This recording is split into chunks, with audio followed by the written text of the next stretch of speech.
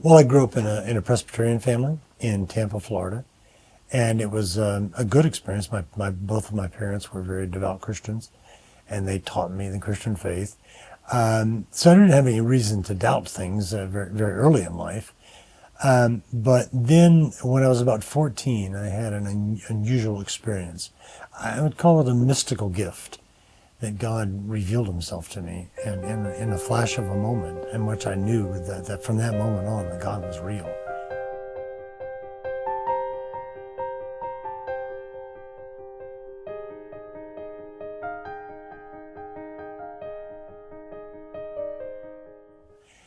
But, being 14 years old and somewhat headstrong, it wore off after a couple of weeks. And then it wasn't again until my last year of high school, that I had a deeper conversion this time. And at that point, I decided I wanted to become a Presbyterian minister. So I went to college and I went to seminary with that intention, and I was eventually ordained. But I discovered in that process that I really loved the life of the mind. And so I had studied Greek and Latin and Hebrew and other things. So I really wanted to delve more deeply into the scriptures and into history and so forth. So I was a pastor for about 9 years of 2 small churches, and then got a doctorate in linguistics, and then went to teach in a Presbyterian seminary. Now, it was during that time. So I was a young man in my 30s with a young family, and I was teaching, and I suppose you would say relatively successful at it. I certainly enjoyed it, and it was great. I thought my life was just wonderful, until God, as he often does, has a way of reaching into our lives and changing things for us.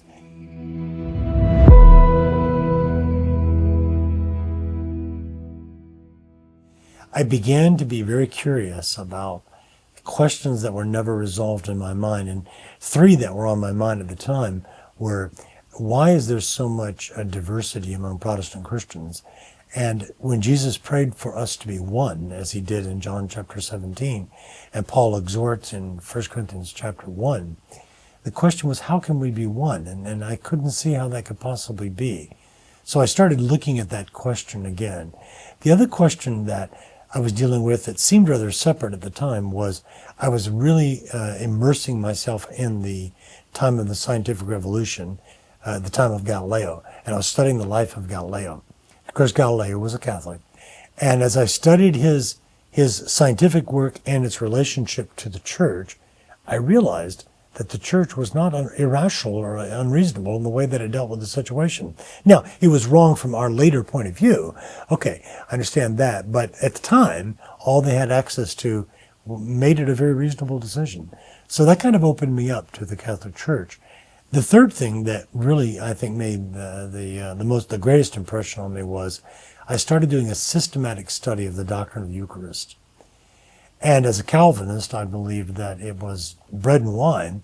More than maybe just symbolic, it had a special significance about it. But it was still of a spiritual nature. It wasn't truly the body and blood of Christ. But the more that I restudied the scriptures, the more that I studied the church fathers from Ignatius of Antioch and Justin Martyr on through the history, I realized the Christian people have always believed that this is truly the body, blood, soul, and divinity of Christ. Well, if you come to that belief, then that raises the question, well, how do you distinguish a valid from an invalid Eucharist? The reason that the question of valid and invalid Eucharist arises is because of what the Catholic and the Orthodox churches claim about the Eucharist. Right? And I think the simplest way to say it is that through a legitimately ordained priest, the Eucharist is transformed or transubstantiated into the body and the blood of Christ that died upon the cross of Calvary, that rose again from the tomb, and that is living in heaven today at the right hand of the Father. That body, blood, soul, and divinity of Christ, in other words, his humanity and his divinity, are both communicated through the properly consecrated bread and wine. They're not physically present, but they're metaphysically present. Right? Behind the appearances of bread and wine, there is the true body, blood, soul, and divinity of Christ. And that is how we are fed spiritually the primary way, that we're fed spiritually in order to eventually be with God in heaven. Now, that raises the question, well, there are many different churches, and there are many different ministers with many different types of ordination. How do I know which are good and which are not, which are valid and which are not valid? And that goes back to the question of where are there valid priests? And the criterion for valid priests that are both true both in the Catholic Church and the Orthodox churches is that that priest must be ordained in an apostolic succession, a succession of bishops that goes back to the very apostles.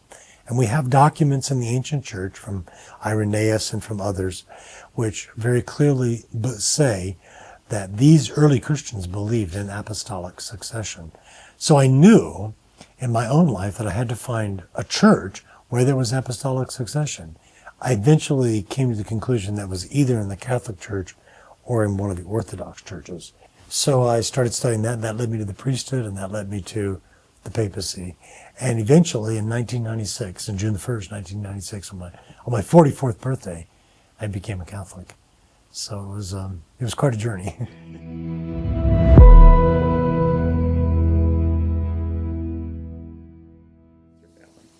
Well, it was difficult at first because my wife was very adamantly opposed to becoming Catholic. And she was very confused in this process. And I tried to be patient with her, to explain things to her. And I remember while I was still teaching at the seminary, we would go out on Saturday nights and I'd have dinner. That's all we would talk about, is about Catholicism and what it meant for us and so forth. But eventually I had to leave the seminary where I was teaching because they required me to make a statement of faith that I would teach in accord with the doctrinal standards of the seminary. And I couldn't do that in good conscience anymore. So we moved, and I started working at Indiana University at the time, and it was still difficult. And as I drew closer to the church, closer and closer, inch by inch, she's a gracious Christian woman. She really wanted to understand, but she just couldn't understand at an affective or emotional level what was going on. So we had a very difficult conversation one day. And that conversation was, I said, honey, I have to become a Catholic. In good conscience, I can't remain outside the church anymore. I've waited 4 years. I cannot wait anymore. And she said, well, I understand. I understand you have to do that. And you understand that by the same token, I can't become a Catholic because I don't believe that it is the church that Christ founded. And I said, yeah. So for the first time, we agreed to disagree. But we did make a promise to one another. We promised that we would go to one another's churches. So she went to Mass with me every Saturday night for 14 years. And I went to the Lutheran church with her. She became a Lutheran because that was a little closer. And I went to the Lutheran church with her every Sunday for 14 years. And then finally in 2010, we took a pilgrimage, kind of a second honeymoon pilgrimage to Rome. And as we were praying in the churches of Rome, I was explaining things to her about the history of the church, she said, you know what, I've seen enough. I'm ready to become a Catholic.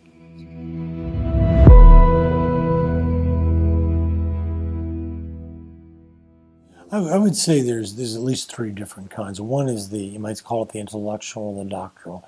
And that usually shows up early in the process because they're wrestling with questions of truth. And they're trying to figure out what does the Bible really teach and how is this consistent with the history of Christianity and what is the true teaching of Christianity. So they're struggling with that kind of a question. Now, as they typically, in the trajectory, as they tend to resolve some of those questions, then they have two other kinds of questions. One is, I call it the bad Catholic question, and that is, there's a lot of things that are wrong in the church. And good, faithful Catholics will tell you the same thing. You know, the greatest problem is me, personally. That is to say, I'm still a sinner, and I'm working on being more loving and obedient and gracious and holy.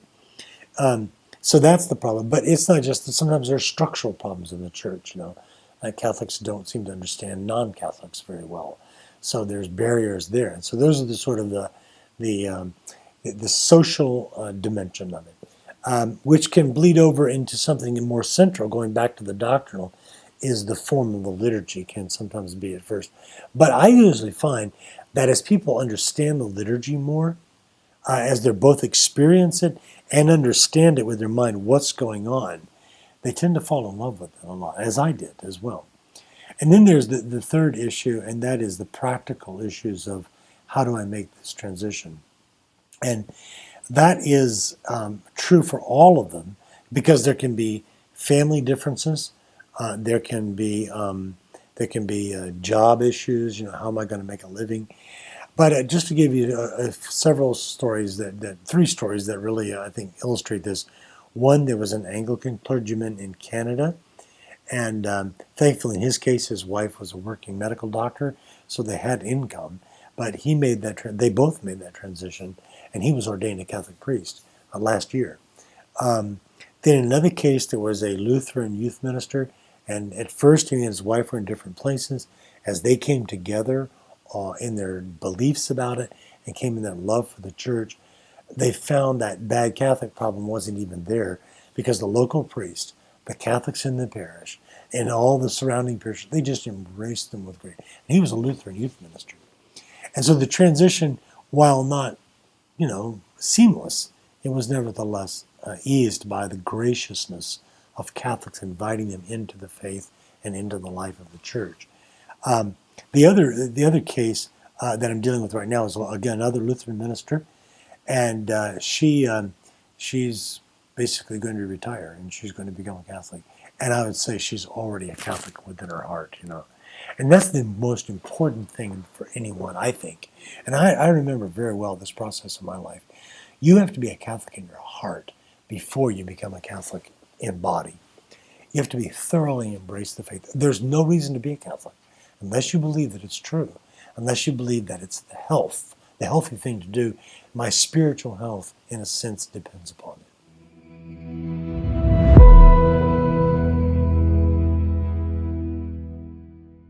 In 3 words: truth, goodness, and beauty.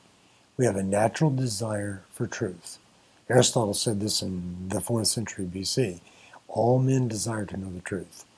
So if you want to live by truth as opposed to falsehood, everybody at least should have the intellectual honesty to investigate the Catholic Church. The second one is goodness. And that is goodness both to know what is good as opposed to what is not good, and also to have the power to live it. And in my own case, I was a Christian, and I knew what was good, but I didn't have the power to live it. And with the sacraments, I began to get the power to live a good life. And I'm far from it now, but at least I'm on the track. The third one is beauty. There's nothing more beautiful than having God in your life. And that's something you can tell a person, but they can't really know until they experience it, where God becomes the center of a person's life. And whatever else fails, whatever else goes wrong, God is there. And that reality is in the Catholic Church. And that reality of God in the present, in the heart of a person, draws that person to a truth and a goodness and a beauty that in the end is one, and that's God.